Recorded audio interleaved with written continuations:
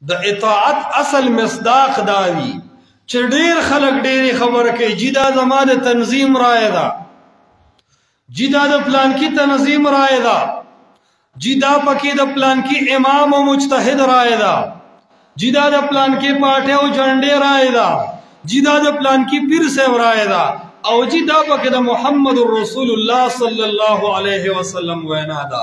اے مسلمان اوس پتا امتحان دے چې ته د حاکمیت درجه، ته د اساس او د بنیاد درجه پیر لورکه، که امام او مجتهد لورکه، که خپل فقه او پاټه لورکه، که محمد رسول الله صلی الله علیه وسلم لورکه. دا څه کې اطاعت معلومیږي کله چې مقابل موجود وي.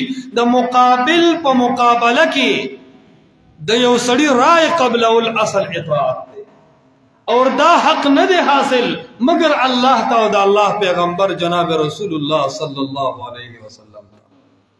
امام مالک رحمت الله علیه د رسول الله مبارک روزه ته اشاره وکړه، وی فرمایل کل احد یوخذ من قوله ويترك الا صاحب هذا القبر. د هر سړی بس خبرې اخلي او سبه پرېږدي. دا د الف نه تر یا چې منی دا سے منلو والا او د دې مستحق صرف محمد رسول الله صلی الله علیه وسلم. د هغه رائے حرف آخر وی، د محمد مصطفی د خبرې د پاسه د یو مجتهد خبره نشي اچولې، د یو امام او د یو عالم او د یوې پاټې خبره نشي اچولې. کله چې د الله خبره رااله، کله چې د محمد مصطفی صلی الله علیه وسلم خبره رااله، پوه دا ستا ایمان ته چیلنج دی، پوه دا ستا د ایمان امتحان دی. اے مسلمانا، د اطیع الله او د اطیع الرسول دا اصول تعالی دا دعوت ورکي. تمام دنیا پرېږده خو محمد مصطفی مه پرېږده. دا د مسلمان بنیاد دی.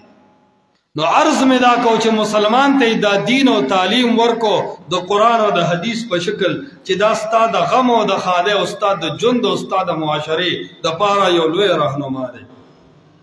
اے مسلمانانو عوامو، دا یو نیت کو کنه کو چې دا قرآن او حدیث دا د پیغمبر پاک صلی الله علیه وسلم په جبر اورل شوی شریعت دا به مونږ تاسو خپل عملی طور باندې مخ کې بوزو کنه به بوزو.